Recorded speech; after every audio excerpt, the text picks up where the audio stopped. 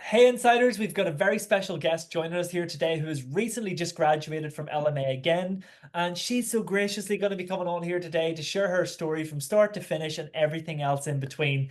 And before we dive into it today, would you mind telling everybody what's your name and where you're currently based in the world? I am Kathy Hoffman, and I'm from Sleepy Eye, Minnesota. Fantastic. Kathy, great to have you with us. Thank you for giving us your time here this morning. Really appreciate you coming on here. And I just want to rewind way back to the very start, right? I'm just curious to know what were some of the biggest struggles or challenges that you were facing in your life prior to signing up for LMA? Oh boy. Okay. I didn't know where I was in my life. I just got completed with a almost a 2-year divorce. Um, and it was long and drawn out. Shouldn't have been, but it was. Mm. So I was just totally lost because you get married to somebody for 32 years and you think you know why you made the decisions you made in your life and how you ended up where you were, but I didn't. It was like it took me a little over a year just to heal from it because I discovered my whole marriage was an illusion, basically, because if you're married to a covert narcissist and a very controlling, manipulative person, if you're familiar with a person like that, abuse, um, it's a facade, it's a mask for years. And so the first 15 years were great. I had 3 kids. I was going on my third business. I helped him start his own company. Um, so when all this came crashing down, when slowly his mask comes off and you start to realize who you really married, wow. You're just in shock. You're like, did he ever love me? How did I get here?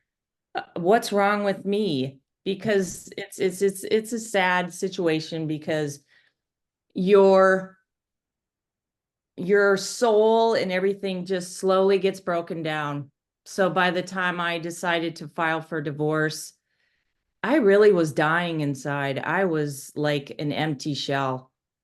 And I just kind of I stopped drinking. I stopped doing a lot of things that was, you know, interfering with my reality. So I stopped. And when I stopped, not that I was a heavy drinker, I wasn't. Mm. But when you're both drinking and you're both playing with each other's emotions and stuff, because by the end of all of this, you're not a nice person anymore either because you're defending yourself. Yeah. You're defending your your being, your whatever. And so yeah, that's where I was. So I was like totally lost and didn't know who I was anymore. Wow. And I didn't it's crazy because when we first got married, I was the one that was the leader. I was the one that had the dreams. I was the one that said, we can do whatever we want. We'll build this house and I'll draw it up. We'll build a house. Mm. And we did it. We did all the things that he didn't believe we could do. And but then by the end of the 32 years, it flopped. Mm. I was the one that was broken. I was the one that had no self-esteem anymore. Mm. Um, yeah. Wow. And having gone through all that, you had your kids, then you had hit divorce. How did Mhm. LMA fall upon your path? And when that did, were you skeptical at all when it did? Did you think, what am I getting myself into?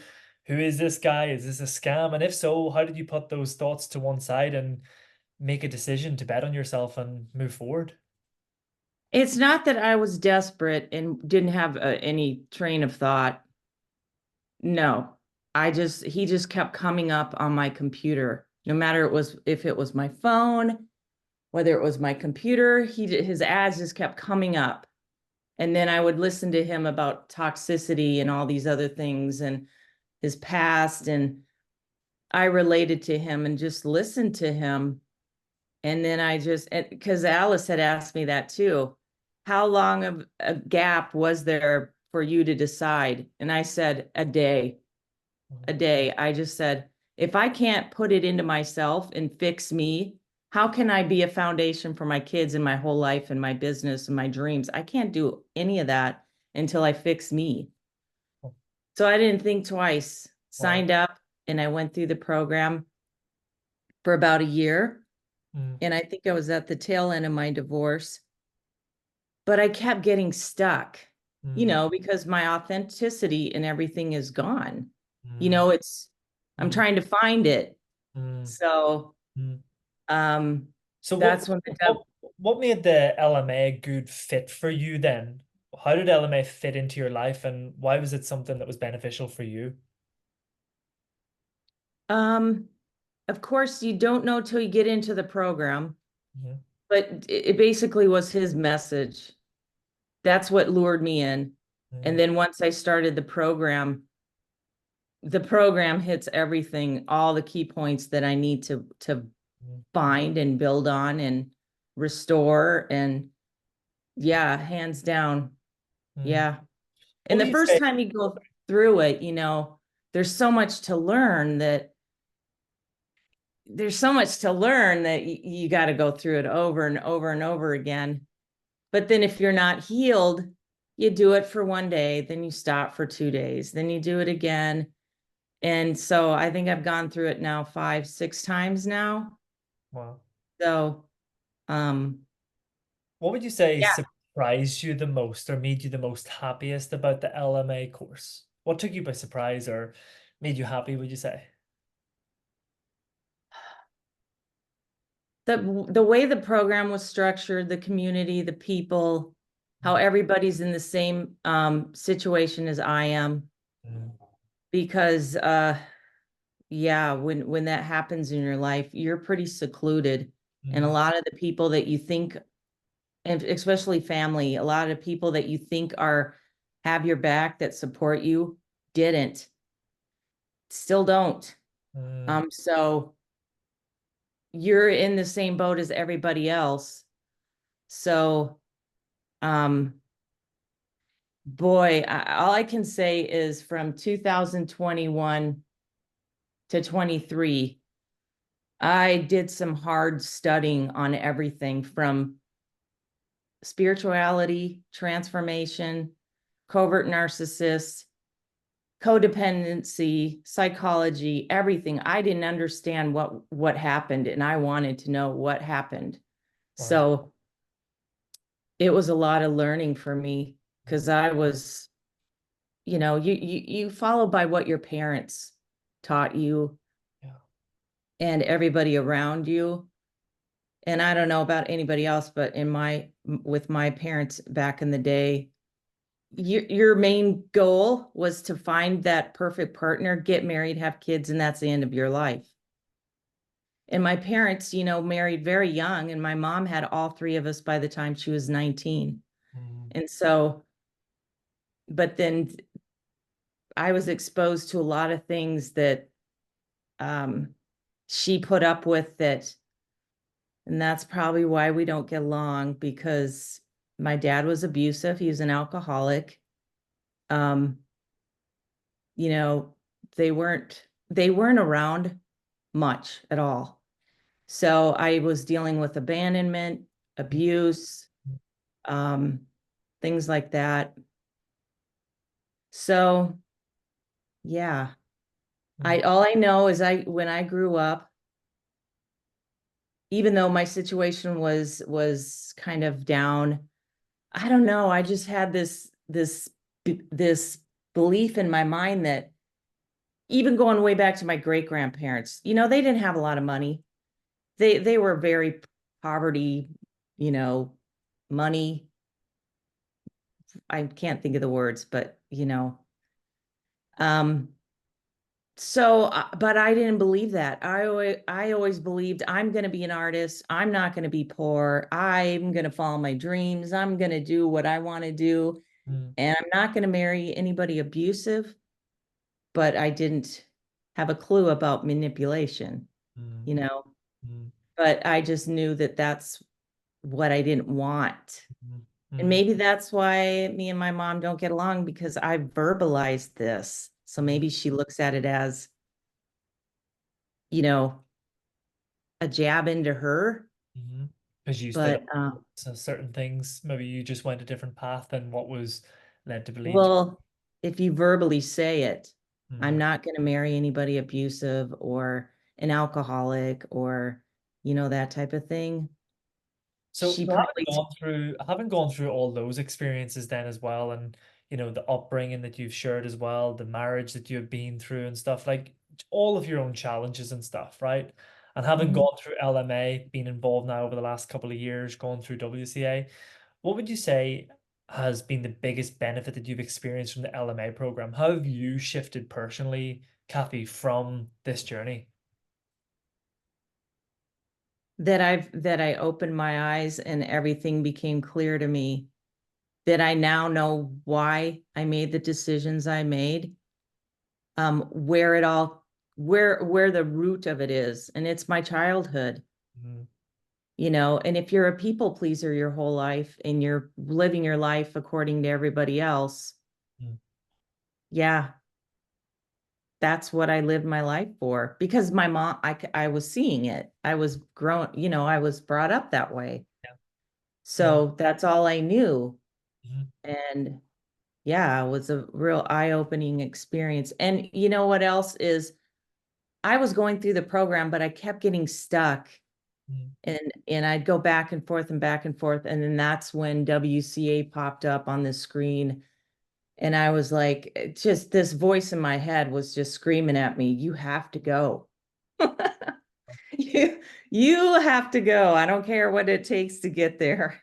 You're gonna go. So because I knew I needed that hands-on, maybe your team or going will see something that I don't see, that'll fix me, that'll Mhm. wake me up. And ever since I got back, yeah, that's when the real work began, because when you get back you think you're done. No, no, you're I not. love.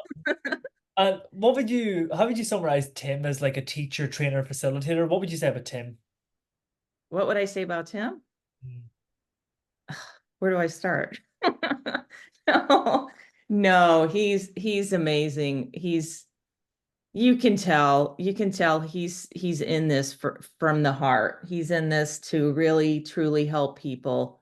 And he's kind the way he does it, his compassion, the way he delivers his message. He's very patient. I'm sure yeah, he's patient with all of us. So it was just a good fit. Brilliant. And Yeah. last but not least, but to really like summarize this here right now, for somebody tuned in right now who is thinking about embarking upon a journey of joining LMA, they're sitting on the fence, maybe haven't made that decision to step forward. They want to change their life. They know that they're not where they want to be. Other than the advice of just go for it, what would you personally say to someone having gone through this journey yourself? What would you say to someone who's thinking about joining LMA or sitting on the fence? What would you say to them? Don't think about it, just do it, because going through LMA is the best decision I ever made. Doesn't matter how much, well, it matters how much it costs to some people, but in my case, no. Like like that famous quote is, putting